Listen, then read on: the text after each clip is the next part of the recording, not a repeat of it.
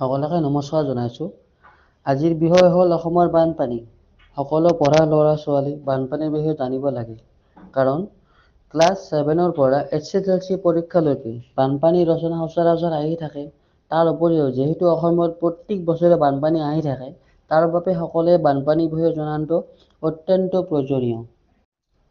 প্ৰথম কথা হ'ল বানপানী কি, কিয় হয়, কেতিয়া হয় আৰু ইয়াৰ নিয়ন্ত্ৰণৰ উপায় কি, আৰু ইয়াৰ লগতে ইয়াৰ ক্ষয়ক্ষতিৰ বিষয়ে জানিব লাগে।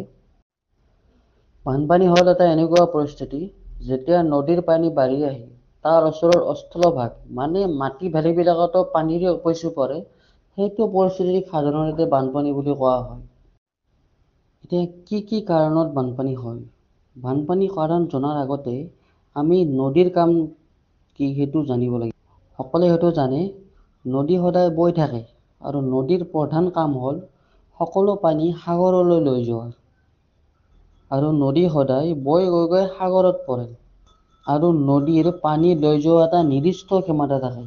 আৰু যেতিয়া বৰ্ষাকালত মানে বৰষুণৰ ছিজনত যেতিয়া অধিক বৰষুণ হয়, তেতিয়া সকলো পানী যেতিয়া গৈ গৈ আকৌ নদীতে পৰে, তেতিয়া নদীৰ পানীৰ স্তৰটো ক্ৰমান্বয়ে ওপৰলৈ উঠি আহে। কাৰণ ইমান পানী নদীয়ে একেলগে সাগৰলৈ লৈ যাব নোৱাৰে।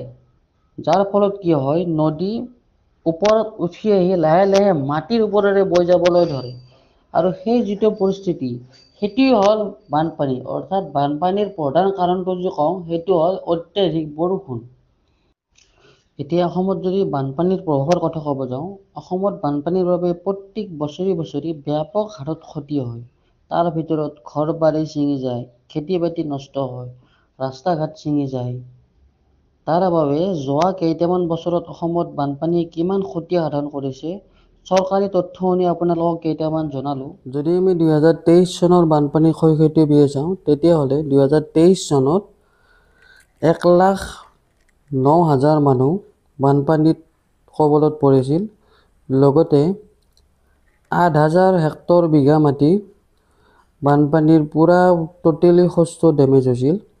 আৰু তাৰ লগতে যি মাথাউৰি আছে, মাথাউৰি বিশ্বনাথ, দৰং, ওদালগুৰি ডিষ্ট্ৰিক্টৰ কমপ্লিটলি মাথাউৰি ভাঙিছিল।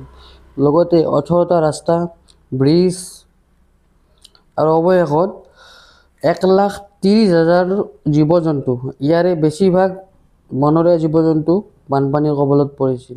2024 চনত 52 লাখ মানুহ বানপানীৰ কবলত পৰিছিল। ইয়াৰে 117 জন বানপানীৰ বাবে প্ৰাণ হেৰুৱাইছে।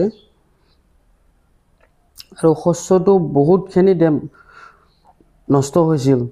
আৰু জীৱ জন্তুৰ ক্ষেত্ৰত 6,106টা বানপানীৰ কবলত পৰিছিল। আৰু তাৰে 200 আছিল পুৰা বনৰীয়া জীৱ জন্তু, তাৰে আছিল 10টা বনৰীয়া গড়। অসমৰ বানপানী নিয়ন্ত্ৰণ কৰাটো অতিকৈ প্ৰয়োজনীয়। কিন্তু অসমৰ বানপানী নিয়ন্ত্ৰণ কৰিবলৈ হ'লে প্ৰথমতে অসমৰ নদীসমূহ নিয়ন্ত্ৰণ কৰিব লাগিব। তাৰ বাবে বিজ্ঞান আৰু প্ৰযুক্তিৰ সহায় ল'ব লাগিব।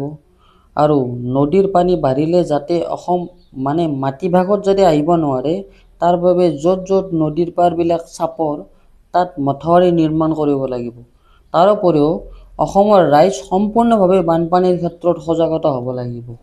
আৰু শেষত যদি ভিডিঅ'টো ভাল লাগিছে লাইক কৰিব, আৰু যদি বেয়া লাগিছে ডিছলাইক কৰিব। আৰু যদি কিবা ছাজেশ্যন আছে, মানে যদি কিবা ভুল হৈছে বা শুদ্ধ হৈছে, যিকোনো মতামত থাকিলে কমেণ্ট বক্সত জনাব, মই নিশ্চয় ৰিপ্লাই কৰিম।